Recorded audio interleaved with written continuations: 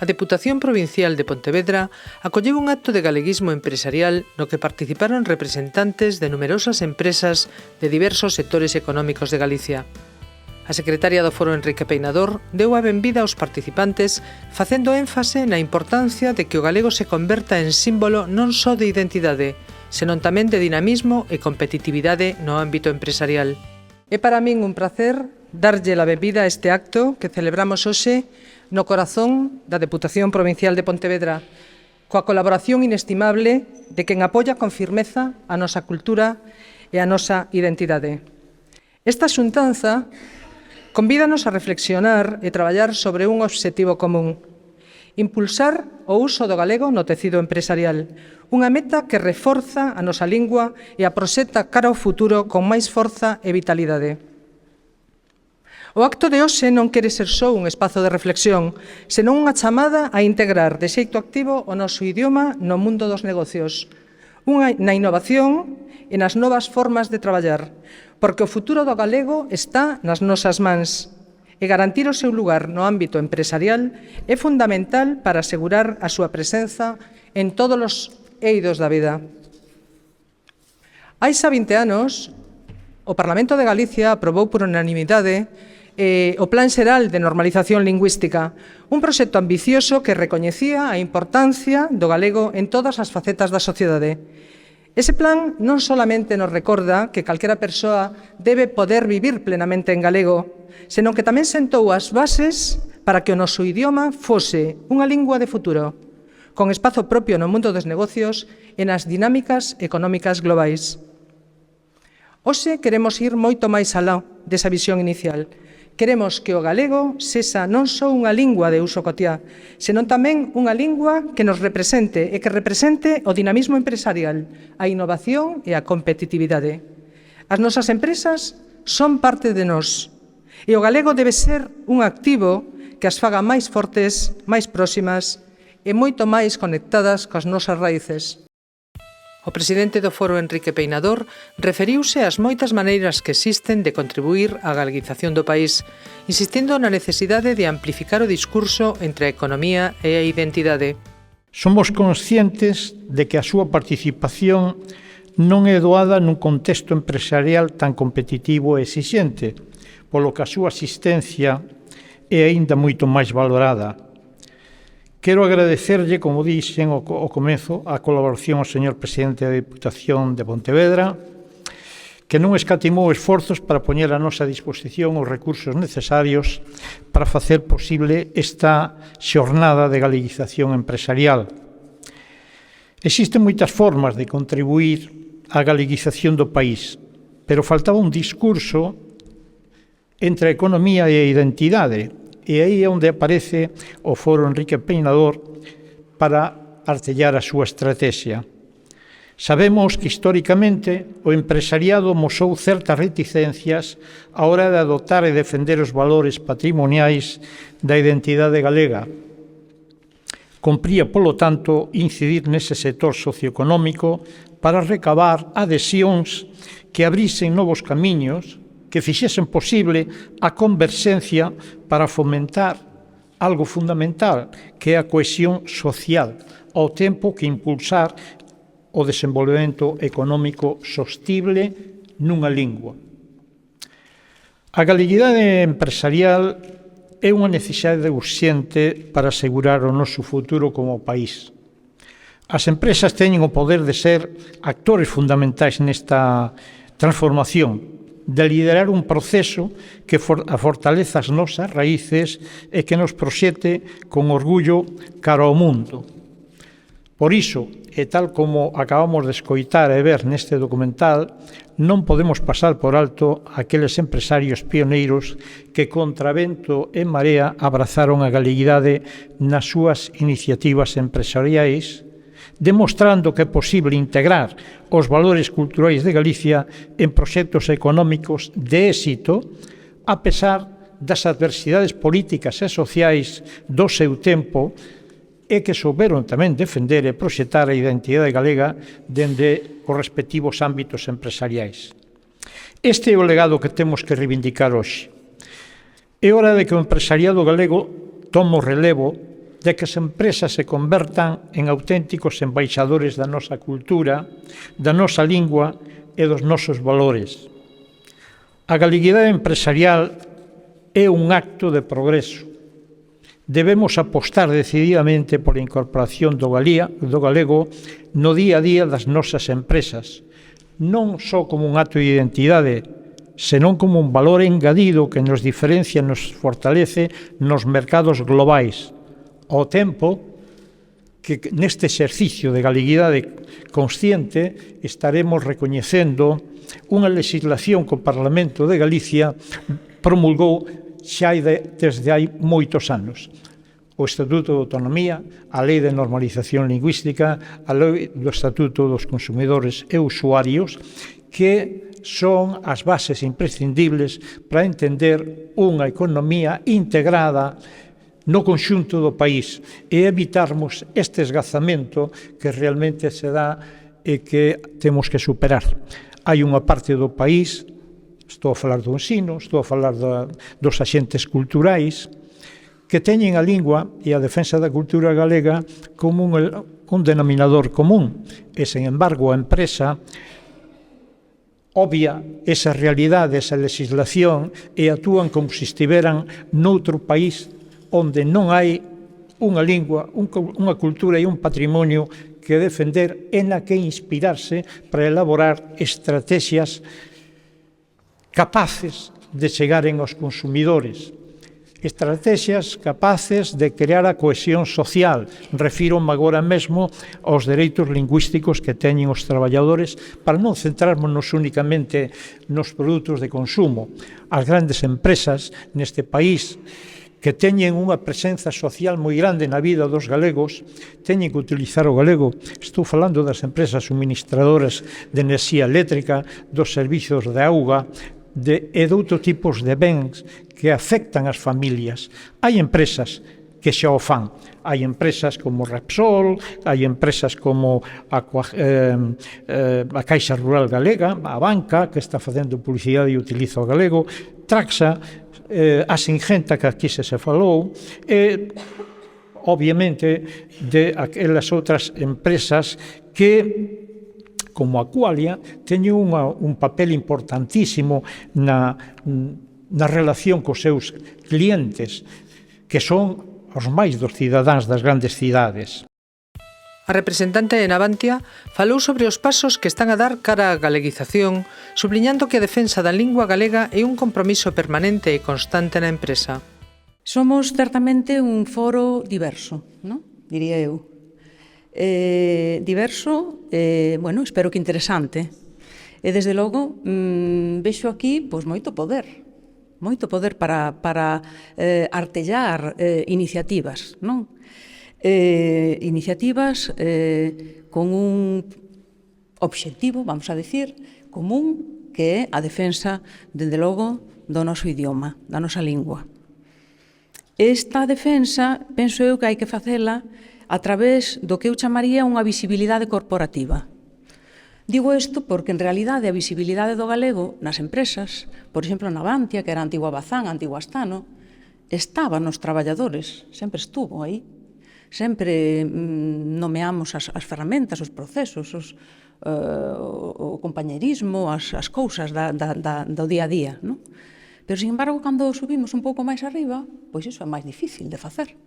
E iso é así. Por iso é importante que estes foros non queden só nun acto, un evento bonito, non? No que, bueno, todos estamos de acordo, pero que despois non se traduza en outras cousas. Seguramente é máis doado para empresas do tipo agroalimentario, como as que falaron aquí, e o mellor é máis difícil para empresas como Navantia, non? Por iso, eu quero poñer en valor, desde logo non vou facer non teño pensado facer un discurso así, como diría, promocional, non? Nin tampouco conformista ou de autoeloxio, nin moito menos. Ao contrario, vou a ser autocrítica, vou a tratar de chuzar un pouco, non? De facer así un pouco de aguillón, non? Aguilloar a xente. Temos que facer cousas. Cando o ano pasado foi a primeira vez que Navantia participou neste evento, E, bueno,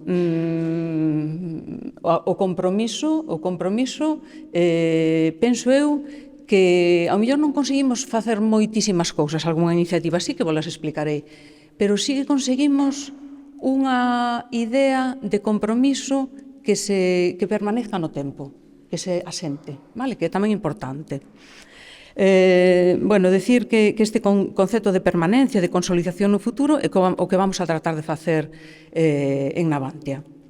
Bueno, sabedes que Navantia é unha empresa que ten centros de traballo en varias zonas de España, somos diversas, polo tanto, pero, bueno, a mí me parece que igual que se fala aquí de marca galega para un determinado produto, tamén a marca da diversidade das distintos centros de traballo dun país diverso como España, pois é importante que de alguna maneira se incorpore ás decisións corporativas, vale? Decir que o que fixemos desde o ano pasado, bueno, pois xa facíamos documentación cara ás institucións, sobre todo as universidades galegas en galego, pois a través de distintos bueno, documentos que podemos estar con eles, ou compromisos, ou colaboración, non? Pero agora facemos toda esta documentación que vai para centros e entidades galegas, as redactamos en galego. O representante de Leite Noso sinalou que o uso do galego na etiquetase da súa marca non só contribúe á preservación da cultura, senón que proporciona un valor engadido ao produto. Bos días a todos. Nós somos unha empresa un pouco máis pequena que Navantia e quizás tamén menos conocida que Navantia. E agradecemos ao Foro Enrique de Peinador que nos haya invitado a estar aquí e vir a falar dunha cousa, invitarnos a falar, a decir por que facemos empresa na lingua na que falamos. E isto é obvio, non? Alguén decía no vídeo, creo que Conservas Amorodo, decía que había surxido de forma natural, que non foi progresivo, senón que a implantación do galego foi natural. Bueno, Leite Noso é unha empresa que forman exclusivamente explotacións agrarias, é dicir, os seus socios son as mellores explotacións agrarias de Galicia, que se ubican evidentemente no rural e que falan en galego. O Consello de Administración, por decirlo de alguna maneira, en galego, e as relacións entre os socios e na empresa son evidentemente en galego. Por lo tanto, non se planteou en ningún momento cando salimos ao mercado como Deleite nesta segunda etapa, no ano 16, en que idioma tiñamos que salir. Evidentemente tiñamos que etiquetar en galego. Decía a representante de Navantia con ánimo de chuzar que no ámbito agroalimentario era moito máis fácil facer as cousas ou utilizar o galego porque era identitario do produto de calidade, supoño que querría decir eso. Non debe ser tan fácil porque cando nós salimos ao mercado non había ningunha marca en galego que etiquetase íntegramente en galego. A primeira marca que etiquetou íntegramente en galego foi Deleite. Quizás seguramente porque había unha marca de calidade que se chamaba Galega 100%, que intentaba identificar unha marca na que participaba e promovida pola Xunta de Galicia, por eso o mellor lle chaman Galega, Leite Galega, cando Leite é masculino. E esa marca identificaba o produto de alguna maneira e creo que non tiña necesidade os produtores ou as marcas de leite de identificarlo de ninguna outra maneira. E como se dirixían a consumidores que mayoritariamente falaban castelán ou español, pois evidentemente non tiñan esa necesidade.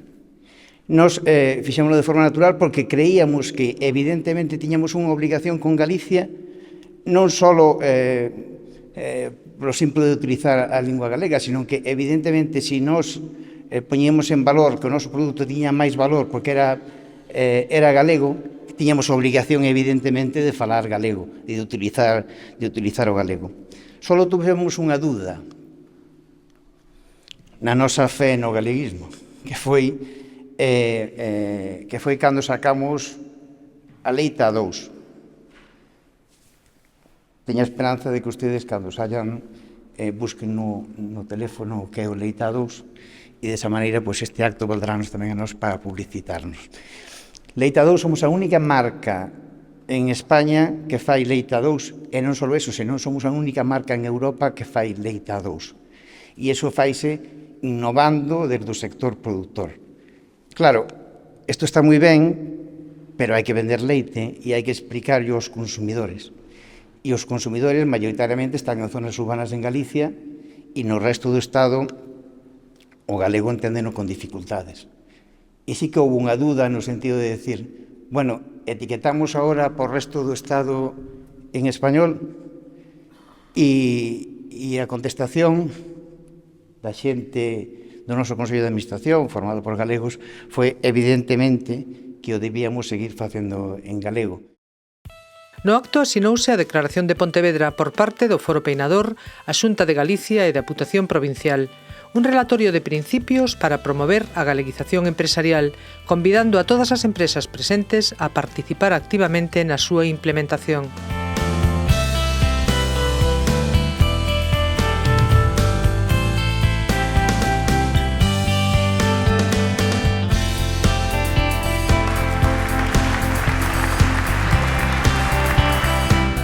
O secretario xeral de Política Lingüística recordou que a Administración Autonómica está comprometida co Plan Xeral de Normalización Lingüística aprobado por unanimidade no Parlamento de Galicia hai agora 20 anos, invitando a todas e a todos a colaborar na redacción dun novo plan que reflicta as singularidades e necesidades dos tempos actuais.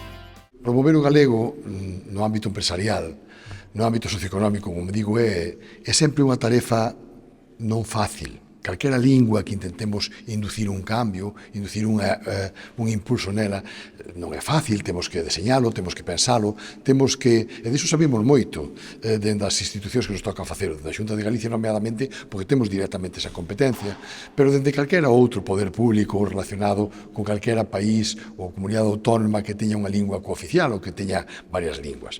No caso de Galicia, como xa se explicou aquí, o camiño é longo, temos dado pasos moi importantes, moi interesantes, pero seguro que nos queda aínda moitísimo por facer.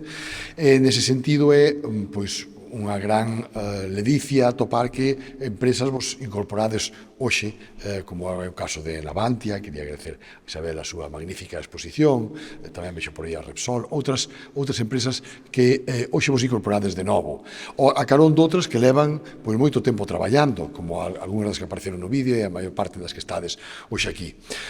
Porque incorporar o galego é algo que temos que facer paulatinamente, algo que non podemos facer tampouco de forma igual en todas as empresas, non é igual facer nunha empresa do sector agroalimentario que facela nun asteleiro, por exemplo. E dentro do Foro Enrique Peinador da Xunta de Galicia e da Deputación de Pontevedra, que hoxe asume este reto, este documento que acabamos de asinar co seu presidente ao fronte, que o ten moi claro, con esa competencia propia, ademais, que decidiu reservarse para a propia presidencia, como galego falante que é de orixe, el, pois, témolo moi claro, pero a veces non é tan fácil implantarlo nas empresas, e sabémolo. E o que vos queremos ofrecer en primeiro lugar é o asesoramento, o apoio, saber que estamos sempre convosco, ante calquera dúbida sobre a etiquetaxe, normalmente, sobre a composición dos produtos ou as normas sanitarias que teñen a veces os vosos produtos. Non deixedes nunca de consultarnos. Podemos poñer ao vosso dispor servizos xurídicos, servizos sanitarios, servizos de comercialización, de distribución, que vos poden asesorar nese camiño que seguramente antes xa teñen percorridos outros, porque sabedes que aquí hai, desde o sector naval ata o sector agroalimentario, hosteleiro, de todo tipo. E iso é moi importante sabelo, que non estamos sós, de que somos cada vez unha familia máis grande, un equipo máis grande, e que por moita tontería que nos parece unha dúbida, seguro que alguén ativo antes, e seguro que vos imos resolver pronto. Ese é o primeiro, o apoio da Xunta de Galicia, e sei que de outras administracións tamén, nomeadamente hoxe, da Deputación de Pontevedra. En segundo lugar, dicirvos que, como xa quedou de manifesto aquí, que é posible incorporar o galego e marcar con elo proximidade, territorio, confianza, denominación de orixe. Non volvo a reincidir outra vez sobre o mesmo, porque xa quedou aquí suficientemente perfectamente claro. E por último, dicirvos que nos tempos que veñen, que se aveciñan, temos moitos retos por diante. Primeiro, facer que este grupo medre, que nos vosos contactos, nos vosos foros, nos lugares onde facedes proselitización dos vosos produtos, das vosas empresas, que incorporedes a presenza do galego, se non pode ser en todo, seguro que en parte. E seguro que vai ser sempre ben acollido. E logo que temos outros retos xa inmediatos. Un é o tecnolóxico, é dicir, imos nunha sociedade que se está tecnoloxizando moi apresa, e incorporar o galego tamén aí, xa non son nas páxinas web, na inteligencia artificial, en todas as iniciativas que saen. E o último é o social, é dicir, estamos vendo nos últimos anos a chegada a Galicia de moitísimos residentes que veñen do estranxeiro. Xa non digo de outras partes de España, senón xa de países estranxeiros. Pensade que nos últimos 5 anos estamos detectando xa a chegada de máis de 100.000 habitantes que veñen de latitudes moi distantes social, cultural e lingüísticamente da nosa, desde Rumanía ao Magreb, ata Sudán, ata Latinoamérica. Isto vai facer dúas cousas. Unha, que teñamos mercados distintos dentro do que chamamos o mercado interior, o mercado nacional, e outra, que tamén é moi importante, a incorporación de traballadores e traballadoras provintes desas latitudes ás nosas empresas, en as que imos ter que explicarlles tamén as vantaxes e a necesidade de emplegar o galego dentro das nosas organizacións, dentro do noso tecido empresarial e industrial. Isto teremos tempo a falar no futuro, pero é un dos cambios que imos notar nos próximos anos, porque xa o estamos detectando, e é moi importante que vos botedes unha man nese sentido. O presidente da Deputación Provincial de Pontevedra pechou o acto reafirmando o compromiso do organismo provincial coa protección, normalización e difusión da lingua galega en todas as áreas do sector socioeconómico, subliñando que a promoción do galego non é só un deber cultural, senón unha aposta estratégica para o futuro económico de Galicia, animando as empresas presentes a integrar o galego nas súas prácticas habituais. Presidente do Foro, Enrique Peinador, querido amigo Valentín, secretario xeral de Política Lingüística, delegado territorial da Xunta, presidente do CES, Manuel, deputado Marcos, vicepresidenta tamén da Mancomunidade do Salnés, empresas e entidades presentes, moi bo día a todos, aquí a casa de todos os concellos, e moi bo día. Yo, un político, non debería abusar da primeira persona, pero xe a min vadesme a permitir que faga unha excepción aquí con vos. Eu, como presidente, pois non estou obrigado a ser un entusiasta de todo canto me rodea no exercicio do meu cargo, pero se son unha persona curiosa, se son unha persona que me preocupa e ocupa, por moi pequeno que sexa cada cuestión da xestión da Diputación, pero non hai nada na vida como servidor público que apele máis a miña parte persoal que o galego. Nacín, medrei e morrerei en galego. Eu, nese tránsito, que espero que sexa lonxo, que sexa largo, deixarei a dous fillos que lles falei sempre, desde que deron os primeiros pasos en galego, e probablemente sexa o meu maior éxito. E iso non é ninguna proeza, porque de ser o caso, todos e todas as que estades aquí seríades uns héroes e unhas heroínas. Isto é, pola contra, o resultado de medrar nun anaco de terra chamado Rodeiro, o meu quilómetro cero, o centro do meu mundo, que ademais é da circunstancia que está a carón do centro xeográfico de Galicia. E ali, como calquera persoaxe de Neira Vilas, pero nacido na casa do lugués, por iso a min moita xente non me coñece como Luís López, senón como lugués, pois fíxenme o que son en longas tardes que axudaba a meus pais nas tareas de gandeiro, que era a explotación familiar, en longas conversas que tuven con amigos e familiares non só do meu concello, senón da comarca do Deza, en longos períodos pechados ali no despacho da alcaldía ata medianoite, que ven a ser o que fago agora. Eso sí, eu podía ver no vídeo que agora estou acompañado ali dunhos fantásticos cadernos de Laxeiro. E deses anos lembro dicir cousas que hoxe probablemente non diría, pero teño que dicirvos que xamais cambiaría o idioma na que as pronunciei, o galego. E dirán vostedes que o galego define a realidade na que vivimos, o que eu engado empezando pola miña. O meu equipo, que están aquí presentes, pois son testemunhas excepcionais. Cando lles quero dicir algo que, por favor, non se me lembren, sempre lles digo, apunto nunha folla dunha berza. Ou a veces que hai friccións típicas entre persoas pequenas, pois tamén, pois a miña frase de teno debaixo dunha moa. Ou cando disfruto de acto en acto polos 61 concellos da provincia, a todo correr, por sempre digo, estou como un rato na cima dun queixo. É así ata o infinito. E somos, porque moitos de vós compartides esta historia, fillo dunha xeneración que naceu coa Constitución. É dicir, desenvolvíme nesa Galicia que amencía xa despois da longa noite cuxa luz mantiña acesa apenas na existencia cultural. Empezou a facelo polos partidos políticos, seguindo o mandato de galeguizar Galicia, que deixaran, entre outro, o Salvor, os García Sabel ou o Ramón Piñeiro. Logo, os fillos comenzaron a merendar co clube da Galega, aquel simpático xabaril que todos víamos despois de rematar os deberes de lingua galega. Hoxe, por certo, que son esa xuventude que descarga de Spotify os éxitos de Lontreira ou Fillas de Casandra. Logo, íamos ao supermercado dos que podíamos mercar aqueles produtos Galicia calidade. E hoxe, pois, que tamén brincamos no estadio donde el madrileño compuxo en galego Oliveira dos 100 anos. Malia todo, creo que todos o sabemos, non sempre a marca Galicia foi expresada en galego. O orgullo de país, a pegada da excelencia empresarial que abandeiramos dentro e fora do telón de gredos do Padornelo, pois non sempre tivo como vehículo o galego. Ata que entidades como o Foro Enrique Empeinador, as institucións, pero sobre todo a iniciativa privada, puideron derrubar esa última barreira. Por iso, eu vos quero dar os parabéns a todos. Galicia como tarefa era unha obra do empresario galeguista pontevedrés Valentín Paz Andrade. Pois ben, esa tarefa agora continúa. Eu teño que decir que desde a Diputación, no que respecta a iso, marcha a bo paso.